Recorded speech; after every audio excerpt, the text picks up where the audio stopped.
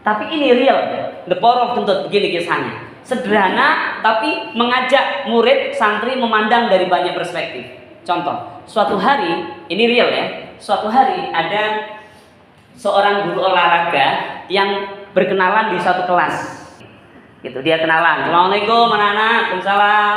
Sudah kenal saya? Belum Pak, nama saya Budi. Memang namanya Budi waktu itu, mohon maaf.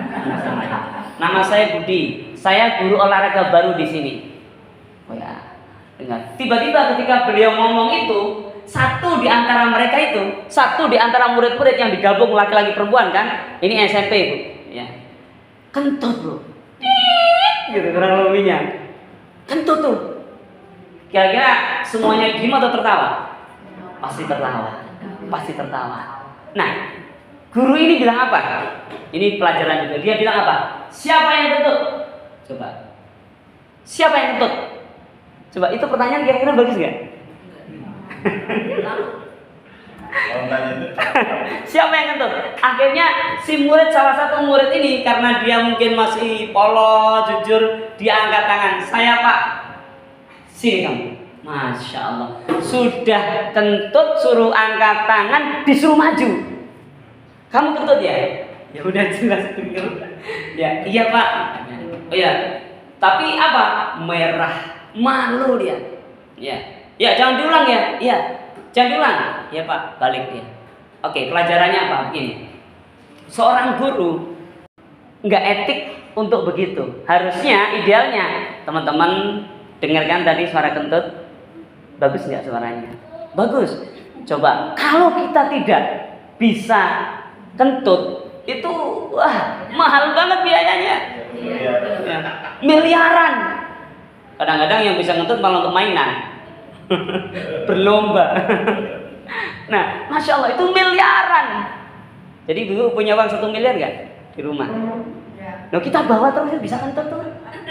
Loh iya. Kalau kita nggak bisa kentut, nyari-nyari uang 1 miliar dari mana? Ya, Masya Allah, harganya mahal banget kentut. Nah, ternyata the power of kentut. Apa yang terjadi? Loh, Bapak Ibu, murid ini dia mengevaluasi. Coba kalau murid ini dia kemudian merasa dibully oleh gurunya, bisa jadi dia drop, malu, ya, malu di antara teman-temannya. Bisa jadi dia bolos, nggak mau sekolah. Bisa jadi dia kemudian ya nggak naik kelas dan sebagainya. Tapi yang terjadi, si anak ini membalik.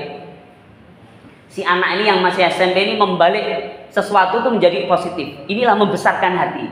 Jadi kadang-kadang kondisi kita itu begitu. Ada yang saat susah tapi dibesarkan itu bisa. Kenapa? Rabbana ma khalaqta hadza batila. Tidak ada yang Allah ciptakan itu sia-sia. Nggak ada sebenarnya. Hanya kita salah melihatnya. Oke, Bapak Ibu, ini warnanya pada di sana. Hitam pasti. Kalau saya bilang biru, tentu Bapak Ibu protes. Atau yang paham, oh dibaliknya biru. Nah, tapi kalau kita melihatnya begini, kita jadi tahu. Ternyata ini warnanya bukan hitam. Ada birunya, ada putihnya, seperti itulah gitu. Nah, si anak ini membalik kata-kata gurunya yang kemudian membuat dia malu di tengah kelas itu dengan sebuah kata-kata yang besar yang lahir dari hati. Apa kata dia? Oke, saya sekarang malu, tapi saya akan buktikan bahwa saya bisa jadi juara 1. Masya Allah. Dan ujungnya anak itu menjadi juara 1 bukan hanya di kelas 2, tapi dia lulus di SMP itu dengan lulusan yang terbaik, dengan nilai yang terbaik. Masya Allah. Tepuk tangan dong. Dan Bapak Ibu kalau ingin tahu siapakah itu saya. Iya. Gitu. Masya Allah. Dan itu contoh. Bagaimana membalik sesuatu yang dianggap negatif menjadi positif, menjadi kekuatan, menjadi power. Nah, kisah-kisah seperti itu harus sampaikan. Jadi kita jangan sampai mengajar tanpa kisah, karena Al-Quran itu penuh dengan kisah. Nah, tapi jangan dibiarkan kisah berlalu tanpa penjelasan, tanpa bagaimana kita membantu anak untuk mengambil hikmahnya, pelajarannya, dan kemudian menentukan sikapnya.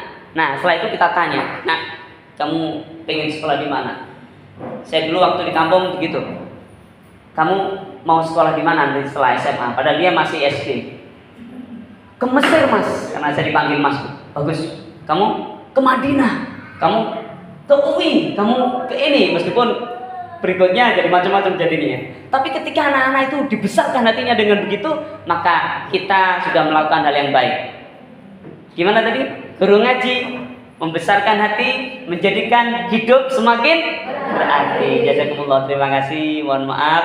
DMK, doain, muliakan, kisahkan yang positif. Assalamualaikum warahmatullahi wabarakatuh. Waalaikumsalam.